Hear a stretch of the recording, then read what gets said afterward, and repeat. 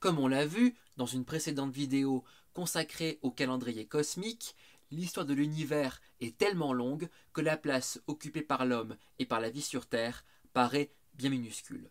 Mais on peut également appliquer cet exercice de l'échelle du temps à l'histoire humaine qui a commencé il y a plus de 5000 ans avec l'invention de l'écriture en Mésopotamie.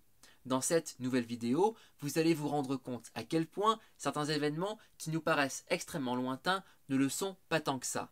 Bref, vous ne verrez plus jamais l'histoire comme avant. Traditionnellement, l'histoire humaine est divisée en 4 grandes parties.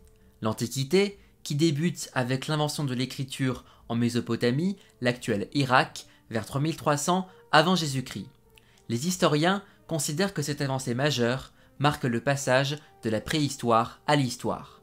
Il est généralement accepté que l'Antiquité s'achève avec la disparition de l'Empire romain d'Occident en 476 après Jésus-Christ, année qui marque le début du Moyen-Âge qui dure plus de 1000 ans et qui s'achève en 1492 avec la découverte de l'Amérique par Christophe Colomb.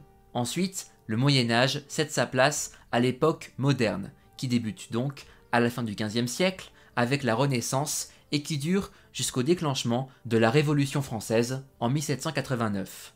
On peut considérer que toute la période de 1789 à 1815, année de la défaite de Napoléon, est celle de la transition entre l'époque moderne et l'époque contemporaine, la quatrième et dernière grande époque historique dans laquelle nous pouvons inclure le présent puisque nous n'avons pas encore inventé de termes spécifiques pour définir notre époque. Justement, le présent, c'est-à-dire le moment où j'ai posté cette vidéo, correspond à l'année 2020 qui, malheureusement, risque fort bien d'être retenue comme étant l'année du coronavirus, tant l'impact sanitaire, humain, politique et économique de cette pandémie bouleverse notre quotidien. Mais bon, reprenons notre petit exercice de mesure d'échelle du temps. Si on mesure la durée de chaque grande période historique en reprenant les dates limites citées précédemment, l'Antiquité a duré environ 3800 ans. Le Moyen-Âge s'étale sur très exactement 1016 ans. L'époque moderne dure 297 ans, soit quasiment 3 siècles, et l'époque contemporaine, celle dans laquelle nous vivons actuellement, dure depuis 231 ans si on considère que cette époque démarre avec la Révolution française de 1789, ou 205 ans si on fait débuter cette période avec la défaite de Napoléon à Waterloo en 1815. À partir de cette analyse, un premier constat frappe. L'Antiquité a duré 2 fois plus longtemps que les 3 grandes époques historiques suivantes réunies. En effet, prises ensemble, le Moyen-Âge, l'époque moderne et l'époque contemporaine ont duré 1544 ans. Pour rappel, l'Antiquité a duré environ 3800 ans. Cela montre à quel point l'époque que nous appelons Antiquité est déjà en elle-même extrêmement longue. En 2020, cela fait exactement 75 ans que la Seconde Guerre mondiale s'est terminée, 31 ans que le mur de Berlin est tombé, 19 ans que les attentats du 11 septembre ont eu lieu. Année après année, tous ces événements s'éloignent et nous paraissent ainsi de plus en plus lointains. Mais si on compare la distance temporelle entre ces différents événements depuis la haute Antiquité jusqu'à l'époque contemporaine, c'est une toute autre vision qui s'impose. Prenons quelques exemples. La pyramide de Khéops a été construite entre moins 2580 et moins 2560, soit plus de 700 ans après l'invention de l'écriture. Plus de 700 ans séparent également la fondation légendaire de Rome en 753 avant notre ère de celle de l'Empire romain en 27 avant Jésus-Christ. Jules César a vécu près de 3 siècles après Alexandre le Grand. La distance temporelle qui sépare ces 2 figures majeures de l'Antiquité est plus importante que celle qui nous sépare par exemple de Napoléon Bonaparte. Le pharaon Ramsès II, qui régna de moins 1279 à moins 1213, a vécu environ 900 ans avant Alexandre et 1200 ans avant César. De nombreuses personnalités du Moyen-Âge ont vécu à des époques bien différentes, parfois très éloignées entre elles. Clovis, premier roi des Francs, né vers 466 de notre ère, a régné de 481 à sa mort en 511. Charlemagne, lui, vécut plus de 2 siècles plus tard, puisqu'il est né en 742 après Jésus-Christ et régna en tant que roi des Francs, puis empereur d'Occident de 768 à 814, année de sa mort. Guillaume de Normandie, plus communément appelé aujourd'hui Guillaume le Conquérant, vécut au XIe siècle, soit plus de 5 siècles après la mort de Clovis et plus de 200 ans après le décès de Charlemagne. Celui qui allait devenir roi d'Angleterre après sa victoire lors de la bataille de Hastings en 1066 est né soit en 1027, soit en 1028 et est mort en 1087. Le roi Louis IX, appelé aussi Saint Louis, vit le jour en 1214 et décéda en 1270. Enfin, Jeanne d'Arc, appelée aussi la Pucelle, est née en 1412 et morte sur le bûcher en 1431. Christophe Colomb, né en 1451 et mort en 1506, a officiellement découvert l'Amérique le 12 octobre 1492 lorsque le navigateur génois posa le pied sur une île des actuelles Bahamas qu'il baptisa San Salvador. Mais en réalité, Colomb ne fit que redécouvrir le continent américain, car plus de 500 ans avant lui, les Vikings furent les premiers Européens à découvrir le Nouveau Monde. Dès le milieu du Xe siècle, des Vikings d'origine norvégienne aperçurent les côtes d'une île qu'un certain Éric le Rouge baptisa Groenland, sur laquelle il établit des implantations vikings entre 985 et 988. Par la suite, le fils d'Éric le Rouge, Leif Erikson, se lança à la découverte des côtes de Terre-Neuve et du Labrador dans l'actuel Canada. Ainsi, le temps qui sépare les explorateurs vikings des 9e et 10e siècles des navigateurs de la fin 15e début 16e siècle comme Christophe Colomb, mais aussi Vasco de Gama ou Ferdinand Magellan, équivaut à celui qui sépare ces navigateurs des débuts de l'époque moderne d'aujourd'hui. Pour ce qui est du monde des arts et des sciences, Léonard de Vinci, né en 1452 et décédé en 1519, soit 45 ans avant la naissance de Galilée, né en 1564 et mort en 1642. Un an plus tard naissait Isaac Newton. L'homme qui a découvert la loi universelle de la gravitation est décédé en 1727, soit 152 ans avant la naissance d'un certain Albert Einstein, qui vit le jour en Allemagne en 1879 et qui rendit son dernier souffle aux États-Unis en 1955. Que l'on prenne comme date pivot celle de la bataille d'Alésia en -52, de la création de l'Empire romain en -27 ou de l'apogée territoriale de ce dernier en 117 après Jésus-Christ, l'écart qui sépare chacun de ces événements de la construction de la pyramide de Khéops est plus importante que celle qui les sépare d'aujourd'hui. De la fondation légendaire de Rome, souvent appelée la cité éternelle en -753 à la disparition de l'Empire romain d'Occident en 476, ce qu'on appelle communément la Rome antique aura donc duré 1229 ans. Pour vous donner une idée de l'importance de cette période, 1229 ans après 476, nous nous retrouvons en 1705 à la fin du règne de Louis XIV en pleine guerre de succession d'Espagne. Événement majeur de la Grèce antique et plus généralement de l'Antiquité, les Jeux olympiques antiques sont organisés pour la première fois en 776 avant Jésus-Christ et ne furent arrêtés qu'en 393 après Jésus-Christ sur ordre de l'empereur romain Théodose, car il est considéré comme étant une fête païenne inacceptable pour un empire romain alors christianisé. Au total, les Jeux olympiques antiques auront duré 1169 ans. Cela signifie que si l'on veut que les Jeux olympiques modernes durent au moins aussi longtemps, ils devront être organisés jusqu'en 3065.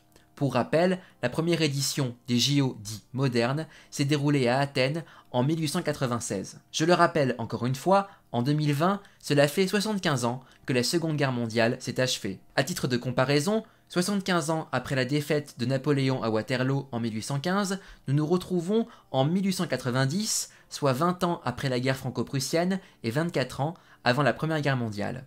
75 ans après la mort de Louis XIV en 1715, nous sommes en 1790, soit un an après le début de la Révolution française. On entend fréquemment que les États-Unis sont un pays jeune et qu'ils n'ont pas vraiment d'histoire, comme par exemple les nations européennes.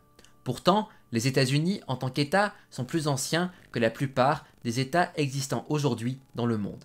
Les Américains ont proclamé leur indépendance en 1776 et cette indépendance fut officiellement reconnue en 1783. On peut donc dire que les États-Unis ont environ 240 ans. Si on compare avec des pays européens, la Belgique a été créée en 1830. L'Italie et l'Allemagne furent unifiées en tant qu'États respectivement en 1861 et 1871. La Grèce contemporaine ne devint un État qu'en 1821. La Norvège n'a accédé à l'indépendance qu'en 1905. La Pologne, après avoir disparu des cartes en 1792, ne redevint un État indépendant qu'en 1918. L'Ukraine n'est un État souverain que depuis 1991, tout comme la Biélorussie, l'Estonie, la Lettonie, la Lituanie, la Moldavie, la Slovénie, la Croatie et la Macédoine du Nord. Et la République tchèque et la Slovaquie sont nées de la scission de la Tchécoslovaquie le 1er janvier 1993. Plus près des États-Unis, sur le continent américain, le Canada moderne ne fut formé qu'à partir de 1867 et n'accéda à la pleine indépendance qu'en 1931. Plus au sud, le Mexique n'obtint son indépendance de l'Espagne qu'en 1821, tandis que le Brésil proclama la sienne vis-à-vis du Portugal l'année suivante. En Océanie, l'Australie ne fut unifiée politiquement qu'en 1901 et n'accéda à l'indépendance qu'en 1942. De son côté, la Nouvelle-Zélande obtint la pleine souveraineté en 1947. En Asie, les colonies européennes n'accédèrent à l'indépendance qu'après 1945, à l'image de l'Inde en 1947, et ce n'est qu'à partir de 1960 que la majorité des États africains s'émancipèrent de la tutelle coloniale. D'ailleurs, preuve que l'histoire américaine est bien plus longue qu'il n'y paraît, il s'est passé autant de temps entre l'arrivée des premiers colons anglais sur la côte est nord-américaine en 1607 et la déclaration d'indépendance des États-Unis en 1776 qu'entre cette déclaration d'indépendance et la fin de la Seconde Guerre mondiale en 1945, soit 169 ans dans les deux cas. Si on considère qu'une génération humaine correspond à environ 25 ans, l'Antiquité a duré l'équivalent d'à peu près 150 générations, le Moyen-Âge presque 41 générations, l'époque moderne 12 et l'époque contemporaine 9. Ainsi, en 2020, ce sont l'équivalent de 3 générations qui se sont écoulées depuis la fin de la Seconde Guerre mondiale. L'Empire romain, si on prend comme date limite -27 et 476, aura duré suffisamment longtemps pour voir s'épanouir l'équivalent d'une vingtaine de générations.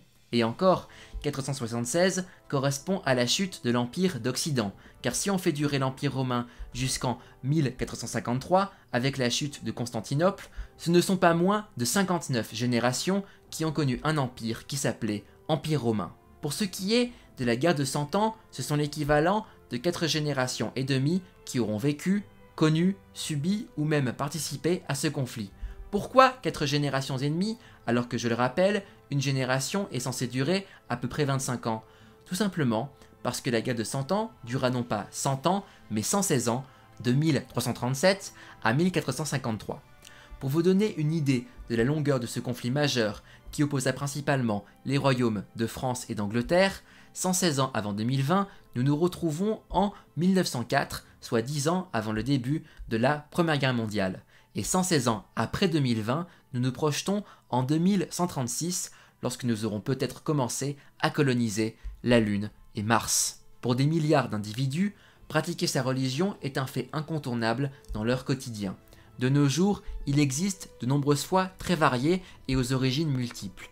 Or, toutes ces religions, bien que très anciennes, ne sont pas aussi vieilles les unes que les autres. Le judaïsme serait né de l'alliance entre Dieu et Abraham vers 3760 avant Jésus-Christ, soit il y a 5780 ans. L'hindouisme se serait épanoui à partir de 1500 avant notre ère, donc 3520 ans avant notre présent. Le bouddhisme vit le jour vers le 6e siècle avant Jésus-Christ, soit il y a plus de 2520 ans. Le christianisme est apparu au 1er siècle de notre ère, il y a près de 2000 ans.